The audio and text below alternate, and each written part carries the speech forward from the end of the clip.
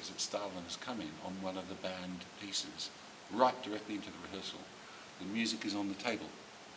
So at a particular stage, Stalin says, "So, you're here playing music. You now play me what you were playing. I want to hear." The cat and mouse situation, the rabbit and the headlights. It's about that imminent violence of being ripped apart and ripped asunder because you're a vulnerable thing when something more powerful is around. And that sense of being trapped in the tiger's cage, in a sense, is what it is for me. But he gets out alive. And Stalin predeceased him. So part of the conversation is, how did you do that? Part of this is, well, what role does Shostakovich play for Stalin? If he killed Mandelstam, if he preserved Pasternak, he could have killed Shostakovich. He killed Meyerhold, the theatre director. He killed Shostakovich's patron, Tukhachevsky. Why didn't he kill Shostakovich? How do you survive? What is the secret here? And this is part of the discussion between them about whether you speak, whether you don't speak, whether you hold your silence. And Ivan is mute all throughout, you see. Shostakovich with Ivan, the musical rehearsal. Shostakovich does quite a lot of playing on the squeeze box to demonstrate things. Ivan is basically mute, just says da, niet, stands up once, crawls around on his all fours once, and then goes back to over here where the piano is, and he just switches the light on and off as required.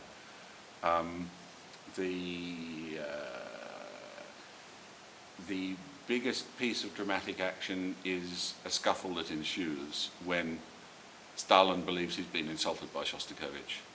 And I'm not quite sure if that scuffle is just pushing like this, or if in fact they have a bit of a roll around on the floor and a wrestle, with Shostakovich wearing Stalin's coat, which flaps all around like this, and they get tangled up in it. And Stalin was a great wrestler.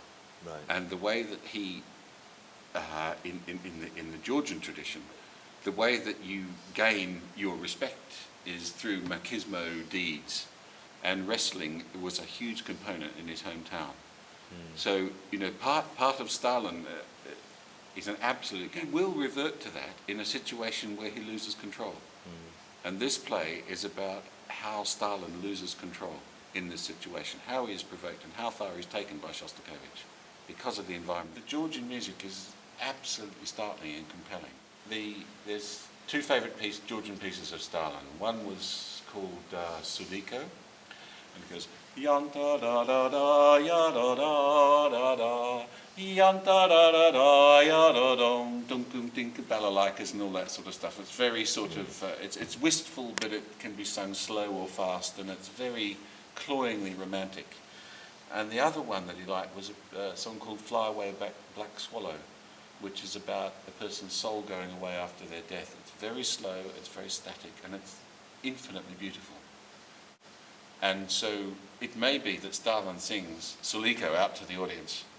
It may be that he sings later on Fly Away Black Swallow, or maybe he just is sitting there and he starts humming Fly Away Black Swallow and it's echoed somewhere else after that. And he just, and Shostakovich knows this song because they were played all the time that Stalin was in power. And Shostakovich might just comment on the words. And Stalin just says, it's very important to say this. For me, the reason why what I do always has music in it is A, because I'm a musician, but B, because music has a tremendous ability to affect what else is happening around dramatically, either in an overt way or in a very sort of subtle way. So when certain things can't be said in the play, some things can be said with